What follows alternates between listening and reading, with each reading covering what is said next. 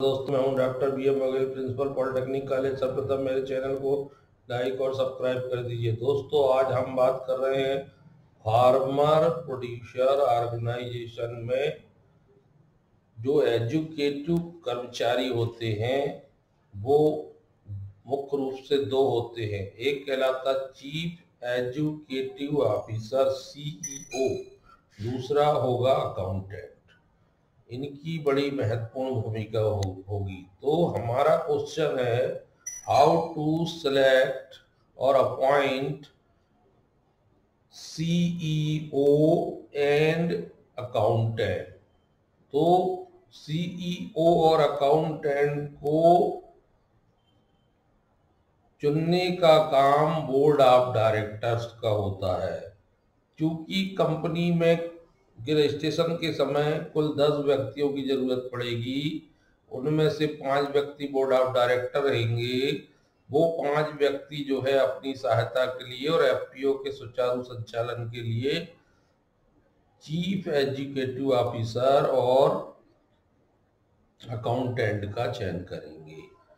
प्रथम 3 वर्षों तक सरकार से इनके वेतन में मदद मिल सकती है। चीफ एजुकेटिव ऑफिसर की सैलरी 25,000 मैक्सिमम हो सकती है और अकाउंटेंट की सैलरी 10,000 पर मंथ हो सकती है।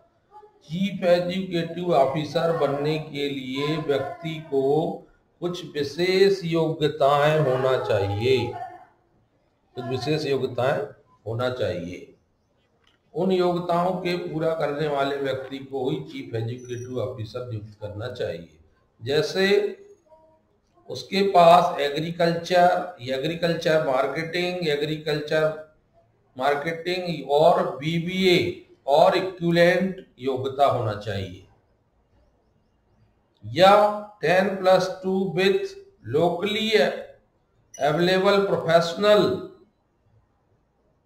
And agri marketing, agri business management diploma, या ऐसे अन्य संबंधित क्षेत्र में उसको अनुभव होना चाहिए या डिप्लोमा धारण करना चाहिए, तो उसको वरीयता चयन में दी जा सकती है।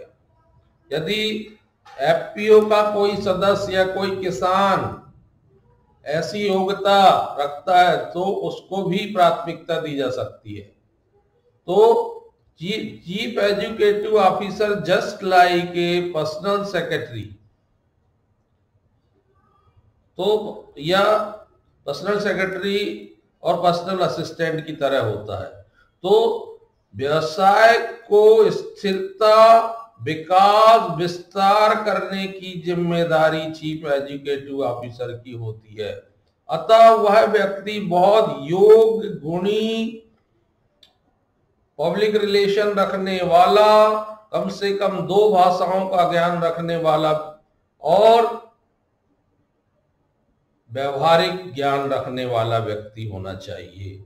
क्योंकि FPO की स्थापना के बाद उसको आगे बढ़ाने की जिम्मेदारी CEO की ही है। अतः बोर्ड ऑफ डायरेक्टर से सलाह लेके या उनकी मदद करते हुए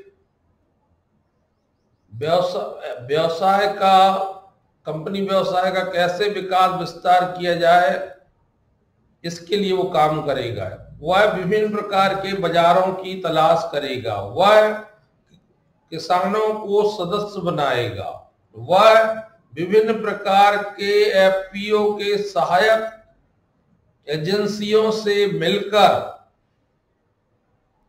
व्यावसायिक गतिविधियों को पूर्ण करेगा। तो उसके हाथ में बहुत बड़ी जिम्मेदारी है।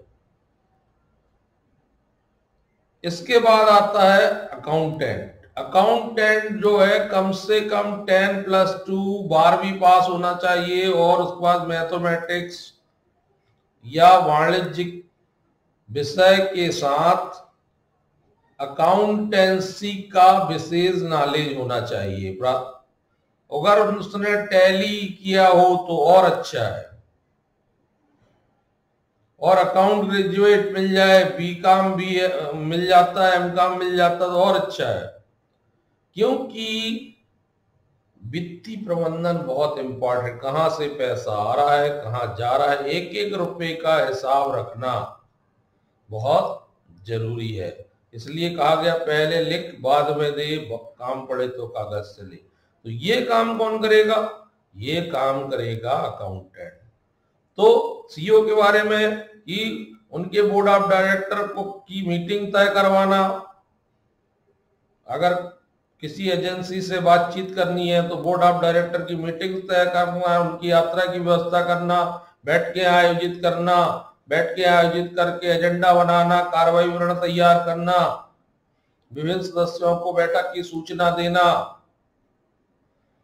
तो एक पर्सनल सेक्रेटरी के जो कार्य है, बोर्ड ऑफ डायरेक्टर के यात्रा कार्यक्रम बनाना, बोर्ड ऑफ डायरेक्टर की मीटिंग फिक्स करना, ये सब चीजें जो है किसको करना है? सीईओ।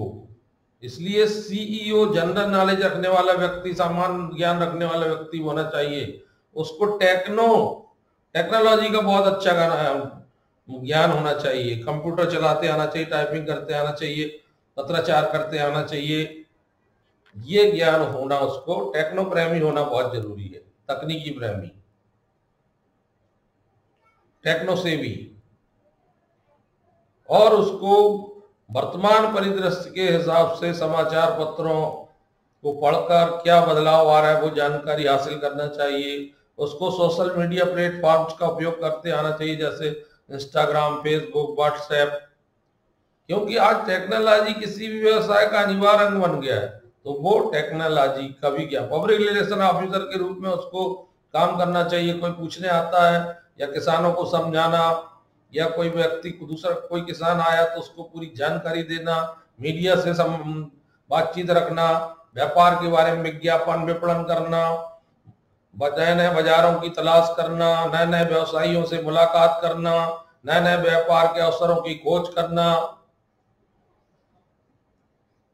तो समस्त भूमिका किसकी है? सीईओ की। तो दोस्तों नमस्कार। और एफपीओ बनाते समय आप सीईओ जो है योग्य, गुणी, दूरदर्शी, प्रतिभावान, ट्रैक्टफुल, ये सभी गुणों से परिपूर्ण व्यक्ति की व्यवसायिक, पेशेवर, अच्छा प्रबंधक, टीम मैनेजर होना चाहिए, उसको दूसरों से काम कराते आना चाहिए। ये सब गुणों से परिपूर्ण व्यक्ति हुई किसी फार्मर प्रोड्यूसर ऑर्गेनाइजेशन का सीईओ होना